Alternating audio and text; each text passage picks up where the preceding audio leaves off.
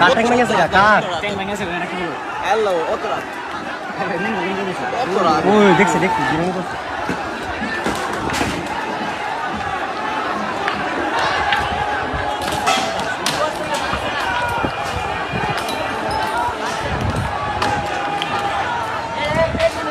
ঝগড়ার আসলে কি নিয়ে আমরা জানা যেতেছে না।